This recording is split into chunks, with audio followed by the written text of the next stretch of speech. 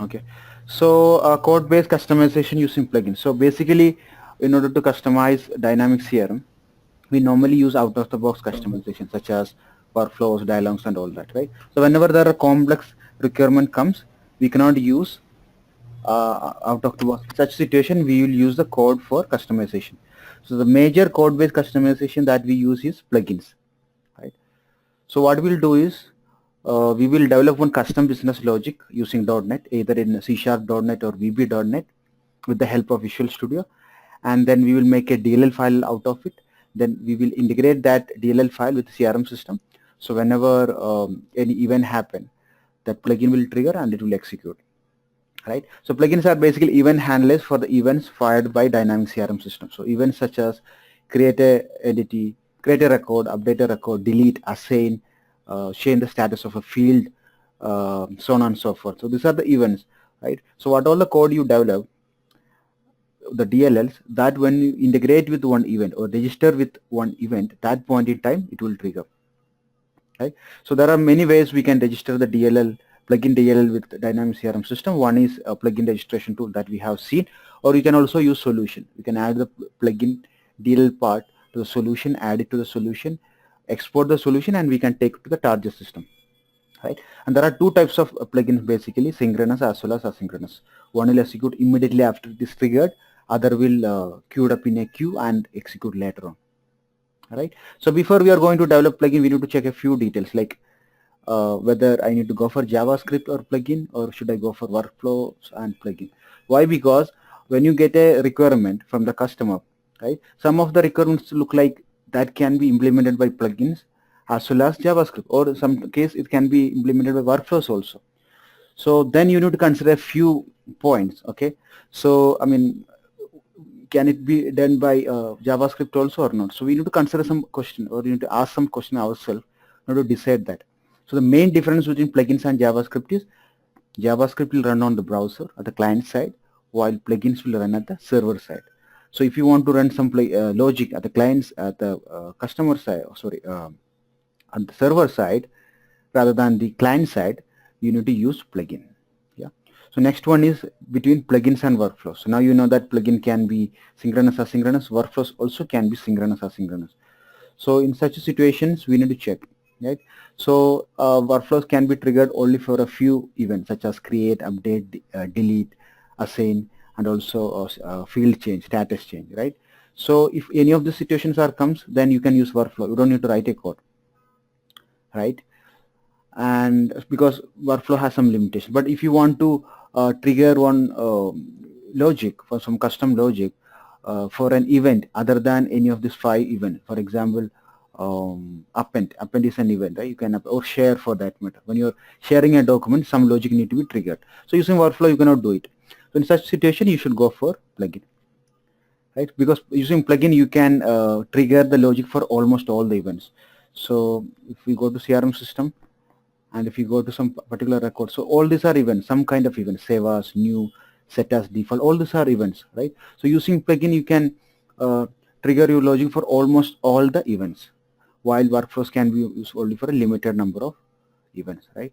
So that is one thing that I need to do. So here also you can see in the command bar main type of events such as email a link, run a report, Excel template, export to Excel, import data. These are also events, but workflow cannot be triggered for. So in such situation, you should go for plugin.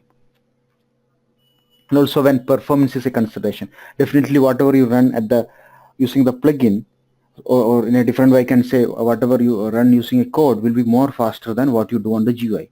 So workflow is running at the server side, right? But they are running a GUI, right? Because everything you're doing on the GUI, at the back end there will be some code will be running. But while you're developing plugin, you're directly running the plugin with the plugin execution pipeline, with the what do you call that, the plugin execution unit directly. So whenever performance is at importance is there, then you need to go for plugin. So that's the things you need to decide if you are going for plugin. So then we talk about plugin registration tool earlier. So the dynamic CRM has a event processing subsystem, just like a computer has a CPU. Within dynamic CRM system, it has an event processing subsystem. Whenever an event comes, this subsystem is responsible for executing that one. right? So I mean, by default, when you install dynamic CRM system, we only have standard events, right? Or standard events as well as standard plugins. So you don't need to control anything, right? So but after we install, when you want to customize your CRM system for the other requirements, then you can develop plugin and you can register with CRM system. We'll see. So what happened is, in CRM system, I'll go to that image. This is the event pipeline model. So this section, event execution pipeline, here something look like a pipeline, right? So what has happened is, whenever anything happens CRM system, when someone is clicking on a delete button, or someone is clicking on a save button, or someone is assigning a record, every time the CRM event execution subsystem will get that one as a request message. It will send a message. For example, when you are calling one method from another, you are just calling that method, right? You just call that method name with the parameters. So whatever parameters you gave in the parenthesis of the method, it will call that method. Very similar to that. So here is the starting point. So whatever operation you do in your CRM system, for example, if you come here and you click on select one record and click delete, or click active, right? And click active here, right? In such a situation, the CRM system, the front end, will send a message to the CRM system web service. So that is here is the starting point. Whatever you do, if you're linking a third-party application with the CRM system, or if you're doing something within CRM system, everything will send a message to the web service. This is a starting point of the event execution pipeline system, or you can see the boundary here. This is the CRM server. So whatever you do at the front end on the browser, on the form, it will send a message to the web service, CRM web service. That will have a request message. That request message will contain many information. One is like which entity we are going to do the operation, what is the operation we are going to do, or similar like of information will be there in this message. So this event execution pipeline will read that message, and here you have the core platform core operation. So this is the step which is responsible for executing your operation. For example, now I click on activate. So this request message will contain information about which entity it is account, which event it is activate. That information will go here, and the core platform core operation will execute that one, and whatever be the changes, it will save on the CRM database. Right? That's how the operation happens. Now the CRM system is extendable. So what it is giving you, it is giving you the option to register your custom logic before or after this platform core operation, right? So now you can develop your custom logic as plugins and register here in pre-event or post-event. So what will happen is, whenever you're doing activate operation, for example, activate operation, and you register one plugin in the pre-event of activate. So whenever activate happen, the system control will come here, and it will check if there's any plugin registered before the core operation. Yes, then that plugin will check this message. Whatever operation is there, it will perform that operation. It will put that output back to the platform core operation. It won't write to the database. Then the platform core operation will take the result of the pre-event operation. It will do some operation if it is registered. Then it will pass that value to post event. Same way we can register plugins in the post event also. Okay, so cool. So that's how the plugins work, right? Now whenever the plugin is completed, then it will have information here. For example, it will check whether it's completed or not. If it's completed, it's done. Otherwise, it will go to the queue. For example, if the plugin take more time to execute, then there is an async queue manager, async queue agent. So whenever the plugin is an async one, right? So what will happen is, we have a async queue manager as well as a queue. So if the plugin is registered as asynchronous one, what will happen is, this queue manager thing will, this is the queue, right? The queue will be managed within CRM database only. Here it is written, dynamic CRM database, and this is the queue. Nothing but it is managed within dynamic CRM database, and this queue manager application will check. What will do is, whatever the plugin is mentioned as asynchronous, it will put that plugin on this queue. It's not just plugins, but other asynchronous workflows, also all other JavaScript also asynchronous. All this will be kept here. All the asynchronous process will be kept here in order. right? In that order will be there. So the queue manager is responsible for mentioning the order, which activity should be executed first. So it will be first in, first out. The first one will be placed in the queue will be taken first and will execute, right?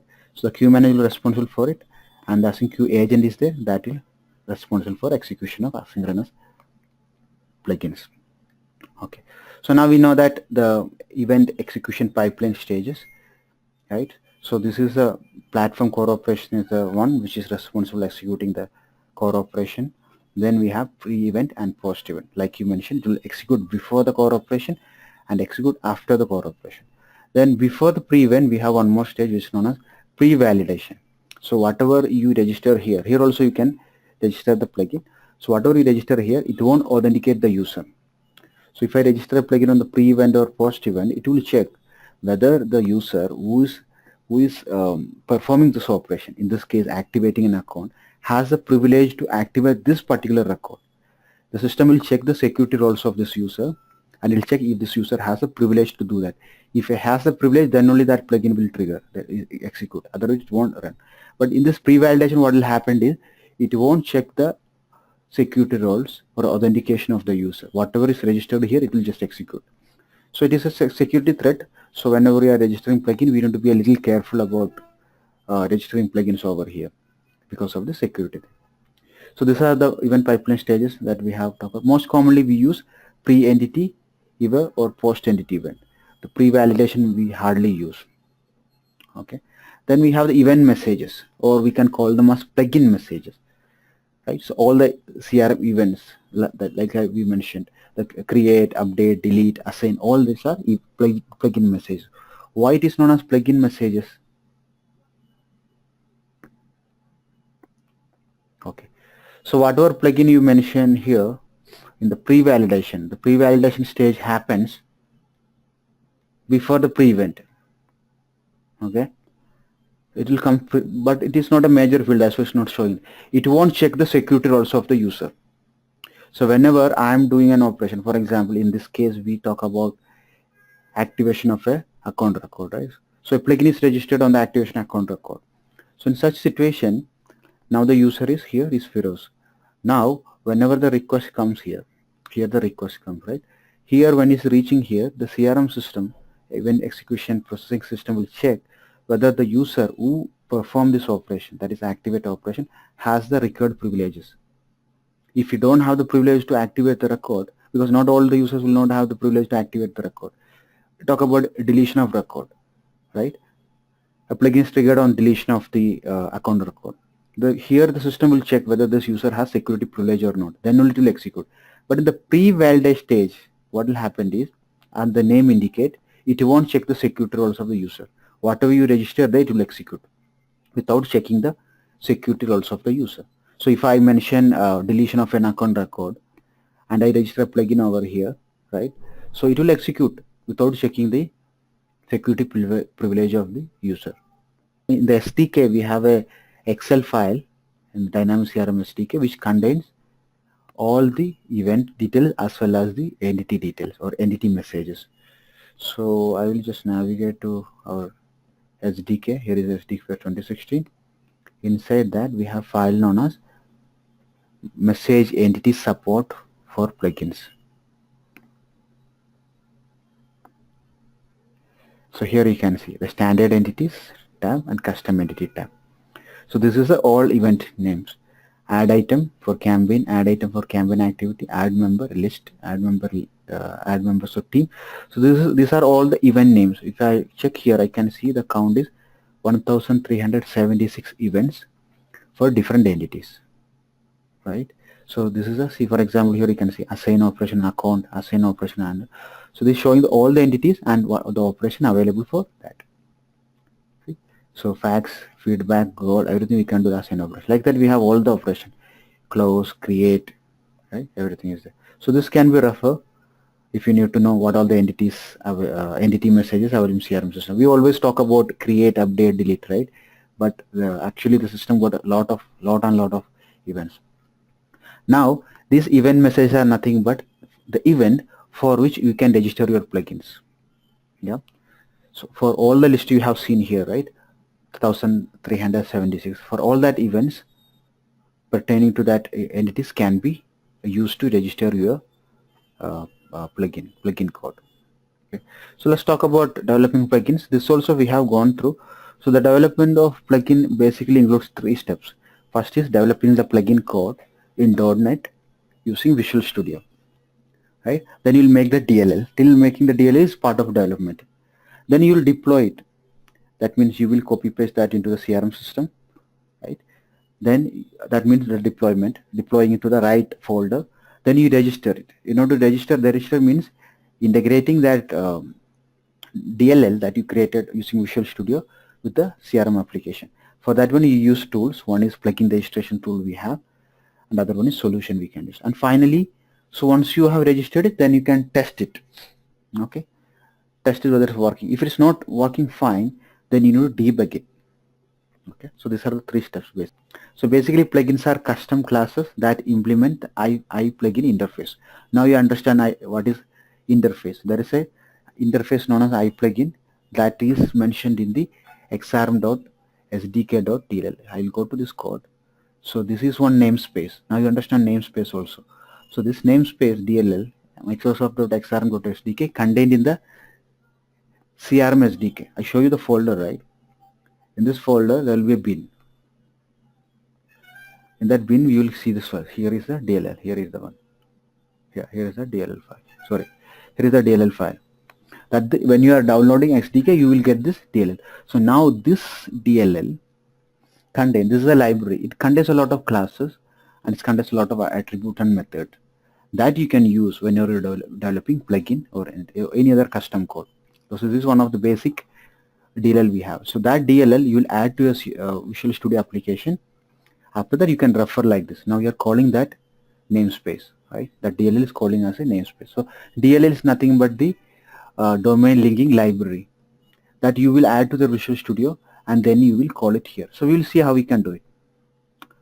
Okay, so that's what. So we'll write one class, then you will call one I plugin interface using that, and within that plugin you will write the logic. That's how it is.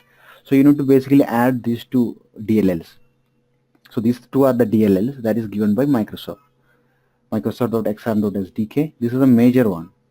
Even when you develop plugins or customer flow activities or linking with web service, every time we use this one. Another one is Microsoft.crm.xdk.proxy.dll. This also contains in the sdk.bin folder. Okay, so now let's take an example. So I'll go to Visual Studio. What I need to do is I need to create a new project. So last time we took a console application, then we have WPF application, we have Windows Form application. But in order to develop plugin, we'll go for class library because this will give you a DLL file. So here it is one. We are going to make a DLL, right? Dynamic linking library. Once you develop that DLL, you can integrate with CRM system as a library. You can call it. So basically, plugin is a library file where you have code is integrated, and you can call it. So other way I can explain DLL. Right? So DLL is the methodology you use in order to extend your application. Even if you develop a normal .NET application, what you'll do is you will generate DLLs.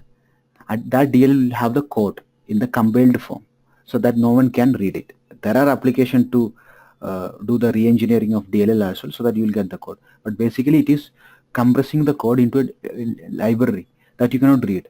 But what you can do, you can add that your application here, you can add it in the references, you can add it, then you can call here like using that DLL name so that you can read. So that's a concept you need to understand. You are going to create a library where you will write your class for the plugin, you will write all the logic, and you will compile it. That means you will get the .dll file. Now it's a library. That library you will call from other application, or you can directly integrate with CRM application, because CRM application is .NET application, right? So there you can call this DLL file, this library. So what all logic is written within this DLL or library can be used. So that's a logic. So we'll create one application of type class library. You can give one name, sample plugin. One name you need to mention. So this will be the folder where it will be created. Then just okay.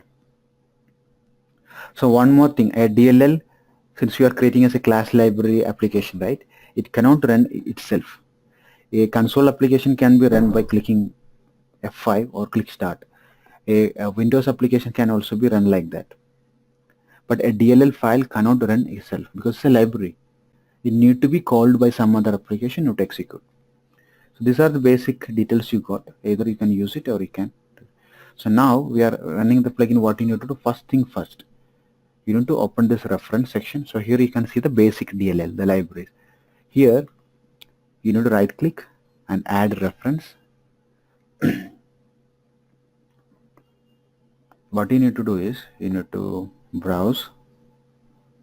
Okay, click browse, and you need to go to your SDK file.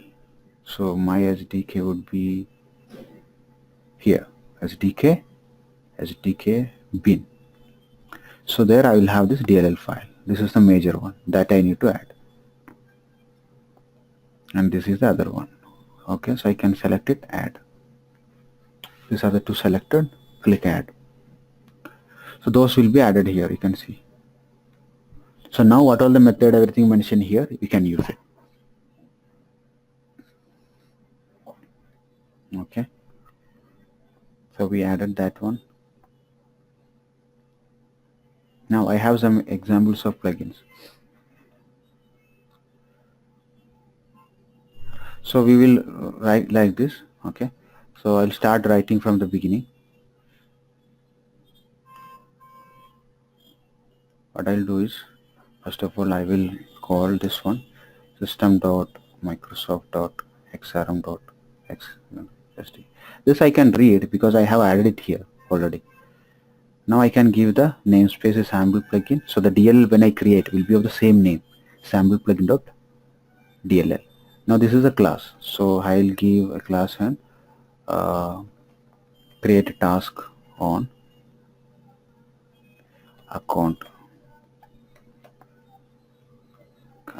create. Some name you can give, and the other point you need to remember is you need to refer the iPlugin here.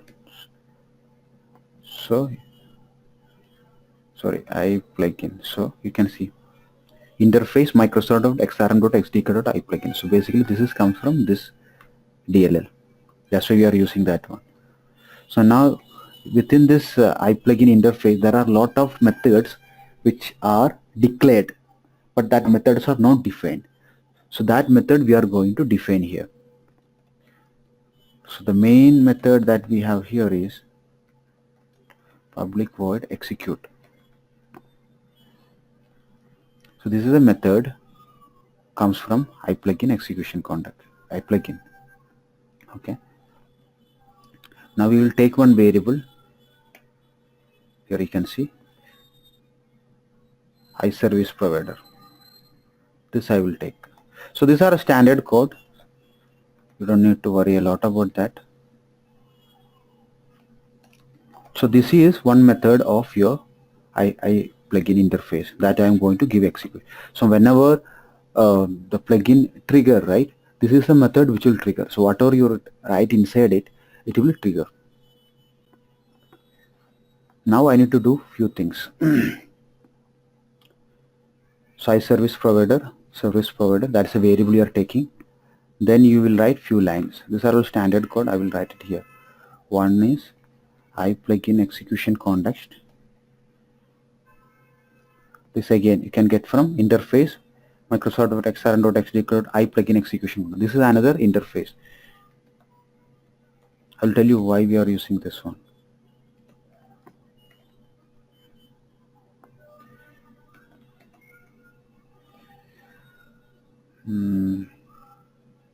Service provider dot the type of iPlugin execution context.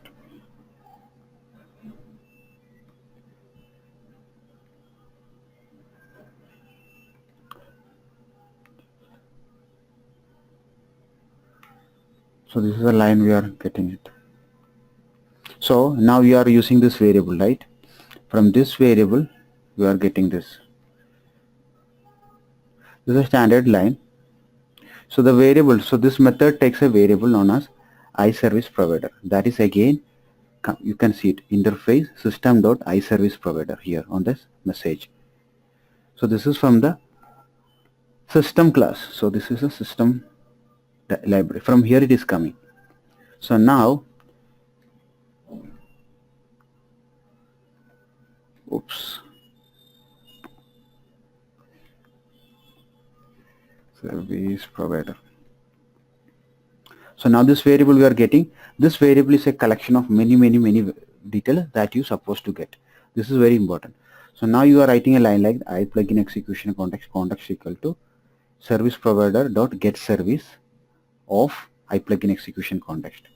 Then you are converting that type. This is nothing but the type you are getting here, right? That you are converting to I plugin execution context. So this you can write like this. So now what this context will contain, it will contain the context information. Context information is session information. So when the plugin is running, that is one session.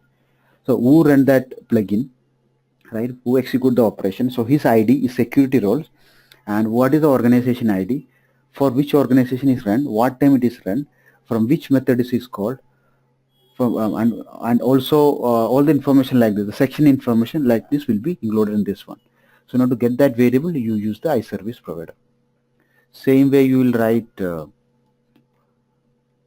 iOrganization service factory. Factory is equal to, I will tell you what is it is. iOrganization service factory service provider, that also will get from service provider dot get service of type of iOrganization factory. Okay. So like I mentioned, if you are doing any operation CRM, you need to connect with the CRM web service, right? CRM already has a web service. This is just like a method. You need to call that web service, just like you are calling a method in order to do the operation. So in order to get that organization service factor, this is, you can see another interface. Whatever start with I, right, is all interface. So this is an interface from Microsoft.xrm.sdk.dll. From this DLL, this organization comes. So you create a iOrganization service factory variable. That is nothing but creating a object of it.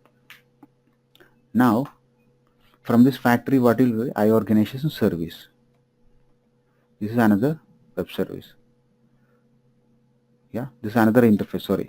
From there, we'll create this iOrganization service. Then factory. This time I'm taking from factory because factory object I have created. From there, I will write create organization service. Written on Microsoft organization instance. Basically, it will create a link to your organization service. Here I need to mention GUID of the user who is running this one. So I will mention context, because context will give you who actually linking this one. So now I am giving context.user ID means this will be the user ID of the current login user. If I am mentioning system admin ID, I can directly mention here. The system admin ID I can directly mention here, so that the plugin will always execute with the privileges of system admin. So it can execute everything because system admin has a privilege to everything, right? But most of the time what will happen is you need to run the plugin only for the privileges of the user who is running it, login user. So I am giving the login user. So context.user ID will give you the information of your login user. I will show you one more thing. The context dot, right? In this context you can get all this information. Business user ID. What is the business user ID? Correlation ID. Initial user ID. Which user initialized this plugin execution? Then the input parameters. Input parameters nothing but what is the for this entity this plugin has been triggered. What is the event, operation, etc. So then you also operation ID, which operation it is, organization ID, organization name, from which organization we executed this one, output parameter, that is whatever is the output. Once the plugin is executed, the output values will be there. The parent context, then we have images that we'll talk about later. So request ID, second entity name, primary entity name, all this information will be there, user ID also. Yeah, that's why we use context. Now one more thing we need to mention, that is about eye tracing service. So while you are writing a application, a standard application for your organization, normally we will log the information somewhere. Log means there will be a text file where it will contain information about what the plugin did, what time it will execute it, what all the values is changed, so that by looking at the plugin we can see if anything goes wrong, you can see the information. So in CRM system we have a service known as eye tracing service, right? So provides a method of logging runtime trace information for plugin. So that also you will create from service provider. Now you can see here you create a variable. Execute is the method from iPlugin interface that you are implementing here, right? That's what the meaning of plugin. Sorry, interface. You will have the method declare there. Now you will come and define them. So here we are defining it, right? Because here I am calling the interface. So this method, execute method, belong to iPlugin interface. It is taking a variable of iService provider. The service provider provides a lot of information. Right? Using this one, you are getting the context, the factory, iOrganization service factory variable. From that one, I will create the service information, also tracing service. So this is all standard code. You can just copy and paste this one. Everything is standard. Now inside that we will write the logic. Okay. So I will just copy paste this logic from here rather than writing everything. So most part of this logic also common. What I will do is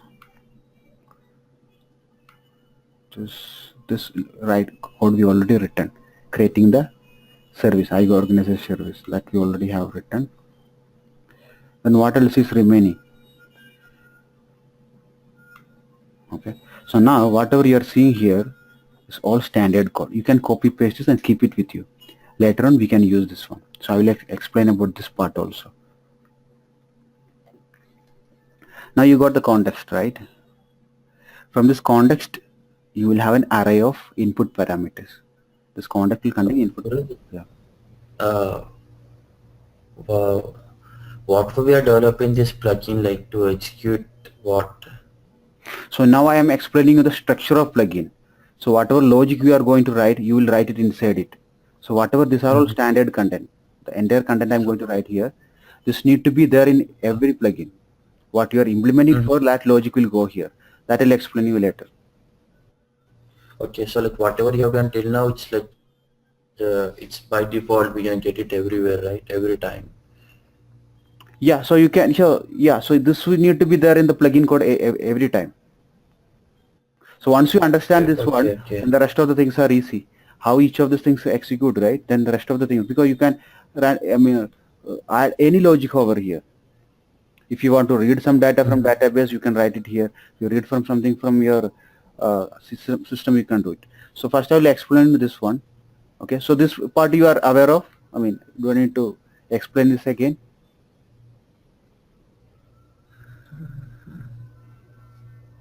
Hello? Yeah, can you explain again? Okay. So now what we'll do is, this context information we have, this will contain information about, like I mentioned, the user ID who triggered the plugin, the organization ID, and also other important part is input parameters. So here you can see the input parameter collection contains all the data passed in the message request. So if you go to your slide, a few slides back, in this image you have a request message. Whenever plugin triggered, a request message will be sent, right? That request message is nothing but this input parameter. So context contains that input parameter that contains the message. So which entity we are executing this one, for which event we are executing this, and all this information. So this is also standard line, like I mentioned. So we are checking context.input parameter means it will give you a collection of array of input parameter, and we are checking if it contains a variable known as target. That means if this request message, this is known as the request message. The request message contains target. This is targeting any type of entity or not. So while you are registering the plugin, you will have a field known as primary entity, right? So that primary entity information is there or not. That's what target means, right? So target means it has a target. It is targeting any type of entity or not. That's what it means. So it's contain target means that means it is triggered for an event. Then another one is and we are checking context dot input parameters of target. This is an array I told, right? So within that array we will have a target variable. It is an entity. So for an entity, so this will give two meaning. Whether it's targeting any type of entity or activity, and whatever you targeted is an entity. Is entity. You're checking, right? So once if you check it, if both are fine, then the control will come inside. So what here it is doing is obtain the target entity from the input parameters. So I am writing a code like this. Entity, you can see class Microsoft.xrm.sdk.entity. So this DLL here, or I can say here, like I mentioned, it contains a lot of classes, right? So this class is one of that. Okay, so I'm creating an object of entity cap smaller entity is equal to context dot input parameter of target.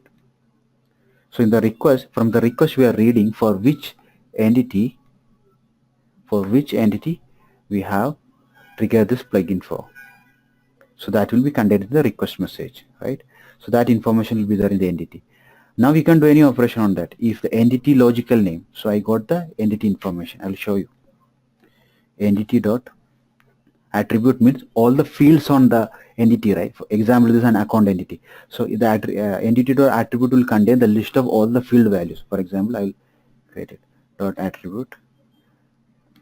If I write like this, account will have a account ID, right? Or account name. If I type account name dot value means what is the value of account name. So like that, this attribute is an array. It contains all the fields of your entity. If I go through that, I'll get information ID of the entity, key attribute, logical name, that means the display name, and then we have yeah, a few other details also. Related entities, yeah, that also you'll get here. Related entities, all this information. So here we are checking logical name.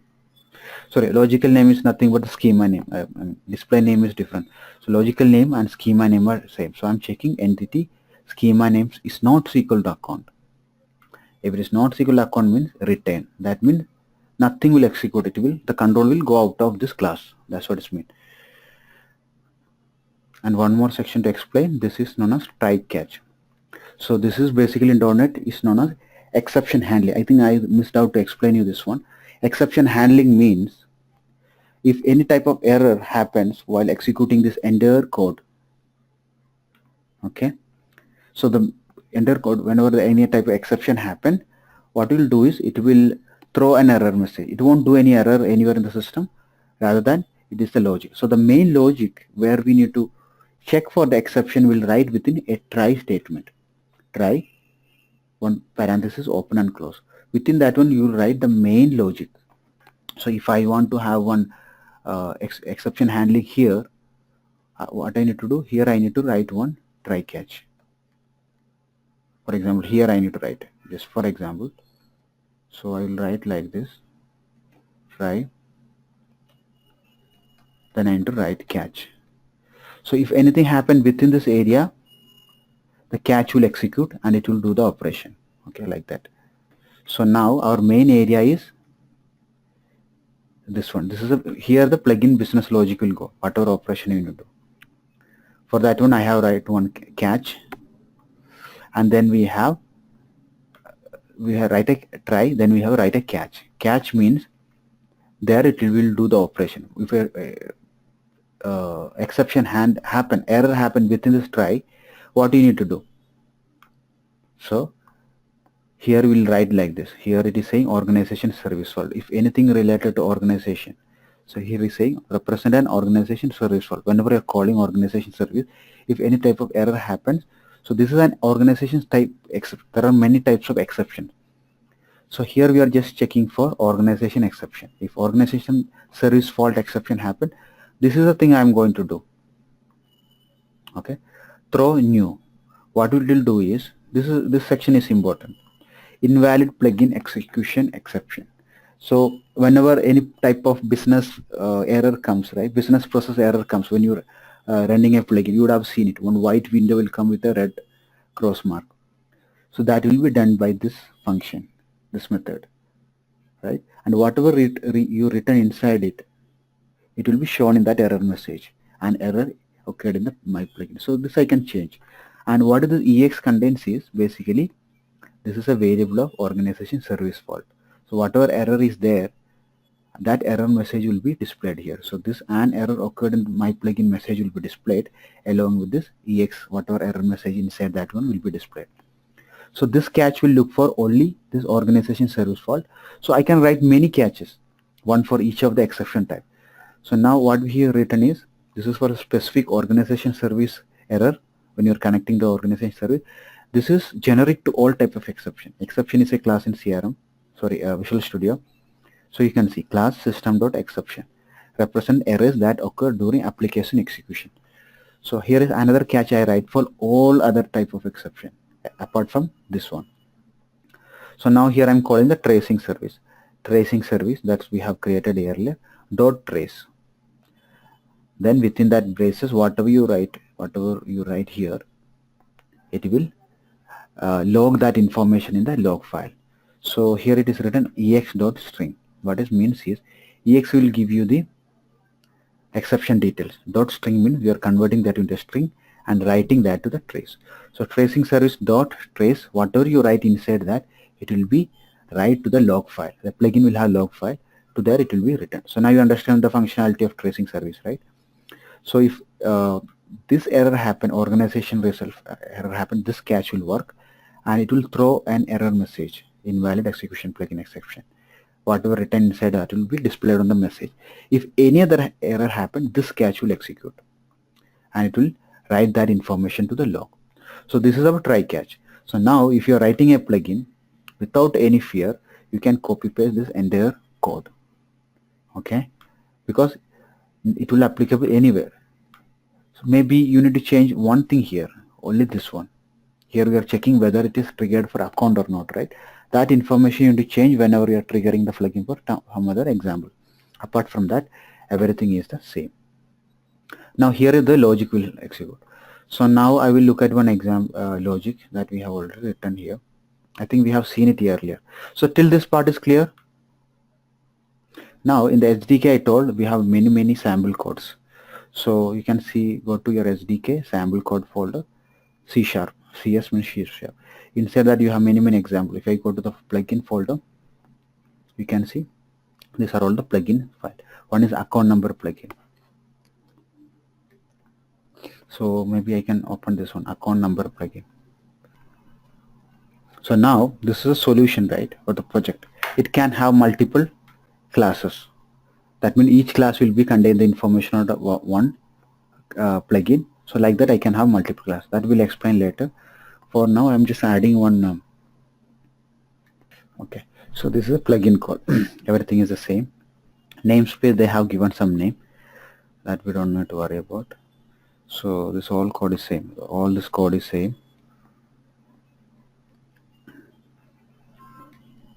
This is also executing on the account entity. Now here is the logic here. What it is checking is verifying that the target entity represents an account. If yes, account entity logical name is equal to account. That's also we are familiar with now. Inside that we are checking an account number attribute should not be already exist because it's a system generated. So now we are checking entity dot attribute. So I will explain the functionality of this. What this plugin will do is it will on create of the account, it will generate one account number and it will set that to the account. So each time an account is created, what it will do is it will generate one account number for it. This should be unique. That's what it is doing. So an account number attribute should not be exist because it is a system generated. So I am checking entity, that will give the entity information for which the plugin is executed. Attribute, that will give you the list of all the attributes, all the parameters. Contains, this is a .NET code, contains checking an account number parameter is already existing or not. If it is false, if it is not containing, then what we'll do is create a new account number attribute, set it value, and add the attribute to the entity's attribute collection. By code, you are creating an attribute, a field you are creating by code. Here you are saying it, entity attribute dot add, giving an account number, and now whatever the value you have created here. So this is a class in .NET class, random rndgn, new class. You are creating a class, and then random, that variable not next means it will generate a unique value. So that variable value you are assigning here. So entity dot attribute means the list of all your fields of your account entity. Dot add means you are adding a new entity, and the value you are giving is this value, whatever be the next value. So each time when you are calling random, that is rndgn dot next mean, it will create a new value. So like that, every time whenever the account is created, it will execute and it will generate a new variable for the account entity. Or else, if account entity contains an account number, the account number variable is already there, then it is showing an error. Throw an error, throw new invalid execution exception. The account number can be set by the system, right?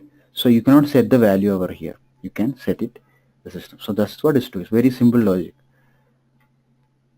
So what I'm going to do is I'm going to copy this logic, or I can write it for that matter here, the business logic. I'm going to write if entity attributes contains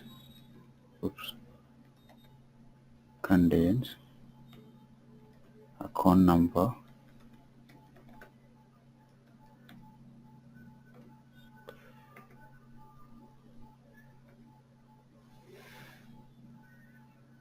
false,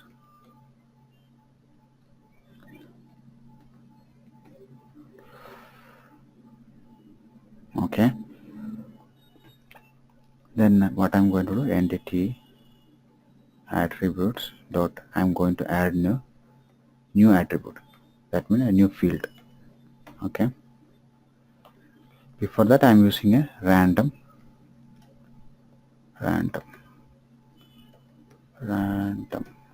equal to new. So here one thing you need to remember is here is a class in .NET already, right? If you want to generate your own logic, that you can apply. For example, if you are already have one system exist, and if you want to add one number, one more value to that. For example, the present account ID is 1 lakh. In that situation, you can do a logic known as whatever with the existing value plus 1, right? That logic in some organization they use. That can be done. So here we are easily doing it using a random generator.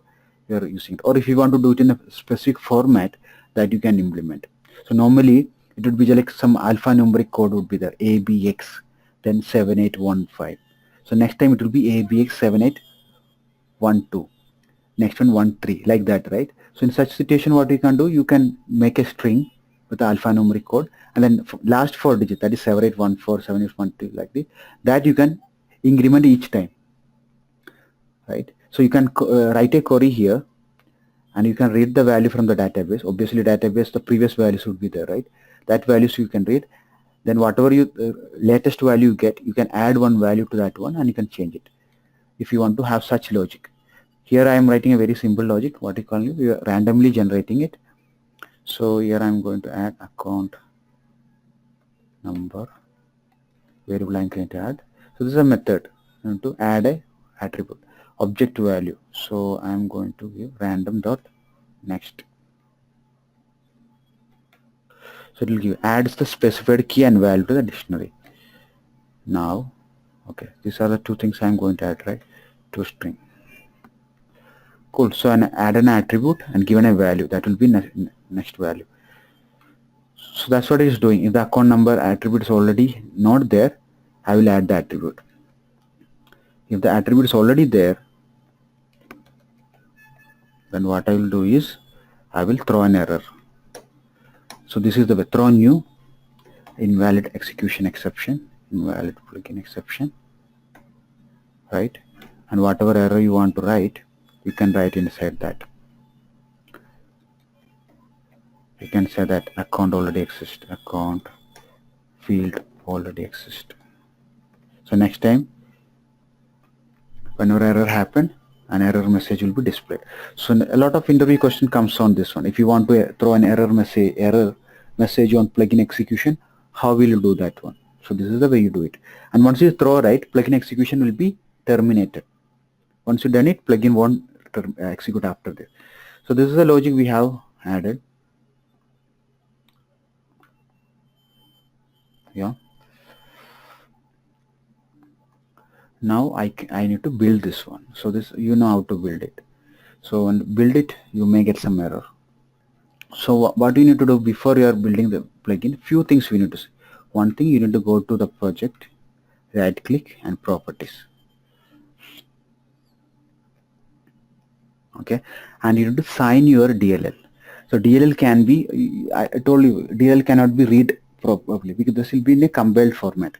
So in order to give more security, you can doing some signing operation. You will give some username password and that password will be used to sign it. So you use sign the assembly and click new. So here you can give a key name. You can just name a key name. You won't be using it anywhere for now, but you can add some password. So here you can see the signature algorithm, SHA-256 RSA algorithm you are using. Password do not match. Good.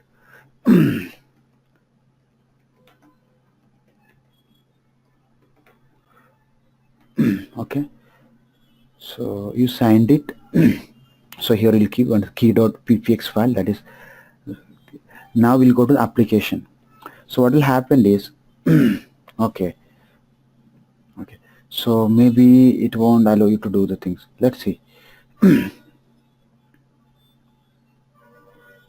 Yeah, so why this errors comes, I'm using .NET Framework 4.5.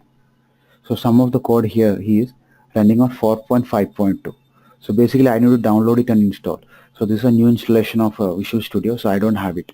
Okay, so that part I will show you later because I need to install .NET Framework 4.5.2. Then only I can execute this one. So once I execute this one, then I can properly build this one, otherwise it will show some error.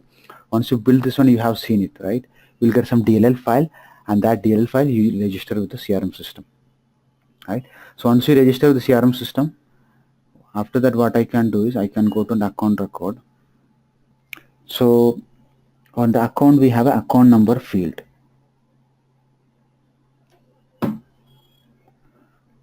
Yeah, that account number field will be set by the plugin. So it won't be displayed here.